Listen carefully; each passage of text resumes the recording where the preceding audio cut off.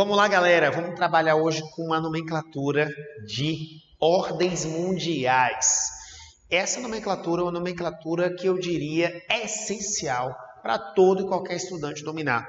Ter uma noção, um discernimento do que são essas ordens mundiais. Muitos livros trazem a existência de duas importantes ordens mundiais e chama de velha e nova ordem. Porém, alguns materiais didáticos têm trazido não só a lógica de duas, a velha e a nova, como também alguns textos, alguns autores têm trazido a lógica de uma primeira, segunda e terceira ordem mundial nessa geopolítica dos últimos séculos. É como eu digo para vocês, na geopolítica temos um raciocínio, de uma alternância de poder. A gente tem uma estrutura, para a gente observar que é aquela lógica, sempre há quem manda e quem é mandado. Conforme o modo de produção vai se desenvolvendo, conforme o capitalismo ele foi se desenvolvendo nos últimos séculos, sabemos que nós temos fases diferentes, várias fases do capitalismo. E nessas fases do capitalismo que a gente observa que há uma alternância de potências econômicas. Nesse sentido, aqui nessa nomenclatura, a gente precisa dominar que o que tem sido chamado de uma primeira ordem mundial seria um período, eu faria referência aí, nesse caso, a um período de hegemonia da Inglaterra. Hegemonia é uma palavra-chave que sempre está presente nos textos e nas questões, e hegemonia da ideia de liderança. Esse país, essa potência é hegemônica. A gente está sujeito a ver isso nos textos, Hegemonia da ideia de liderança. Então, por que esse país vai se tornar esse protagonista, essa figura com essa condição de protagonismo? Um conjunto de fatores vai proporcionar esse status aos ingleses, que é o que a gente conhece na história como a famosa Primeira Revolução Industrial. É exatamente graças à Primeira Revolução Industrial, que não é qualquer revolução.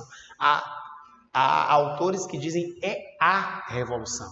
E o resto seria um desdobramento da primeira, Há quem considere a existência de 3, de 4 revoluções. Também há autores que dizem revolução mesmo é a primeira, que está ali escrito com letras maiúsculas para sinalizar que é um evento ímpar, é um divisor de águas na história e que consagrou uma potência que vem, em definitivo, trazer esse protagonismo do século XVIII para o século XIX.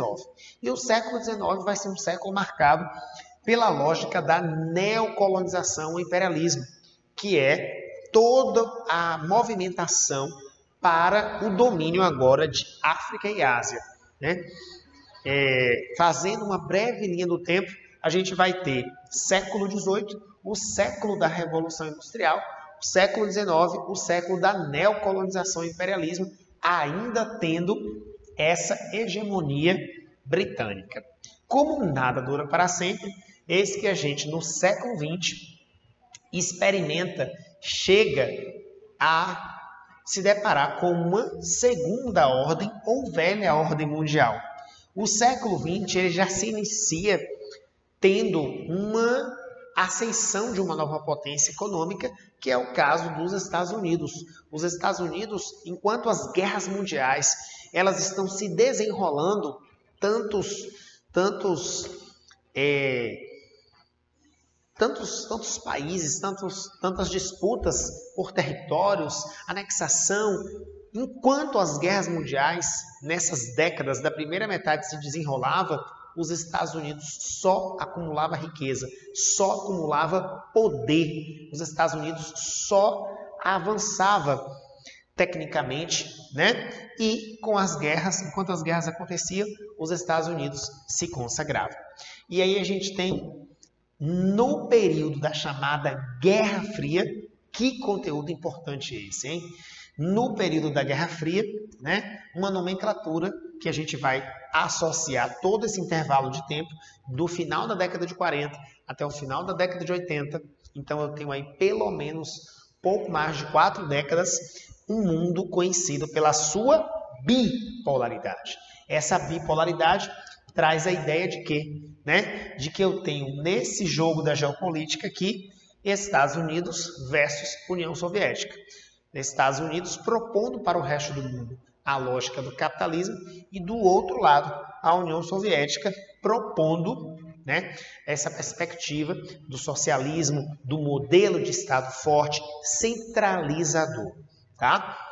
E aqui no que eu teria para chamar de uma terceira ordem mundial, nessa terceira ordem a gente tem ou uma nova ordem mundial. Como nada dura para sempre, um dia a Guerra Fria acaba, um dia a Guerra Fria se desmantela, se dissolve, a União Soviética acaba, ela vai dar origem mais tarde, em um ano seguinte, à CEI, a Comunidade dos Estados Independentes, e aí a gente vai compreender a década de 1990, essa fase mais avançada do capitalismo, e a gente vai chamar isso de era da globalização da economia. Também na década de 90, e essa era da nova ordem, nós vamos ter a chamada era dos blocos econômicos. Aqui, nesse intervalo de tempo, a gente reconhecia que criar blocos econômicos era uma ação inteligente. Olha que coisa, um raciocínio um tanto diferente do que a gente tem hoje. Tá? Essa foi a nossa aula aí, no estilo objetivo, no estilo de revisão, para você refrescar esses conteúdos da sua memória. Espero que tenham gostado. Não deixe de acompanhar os próximos vídeos. Um abraço e até o nosso próximo vídeo.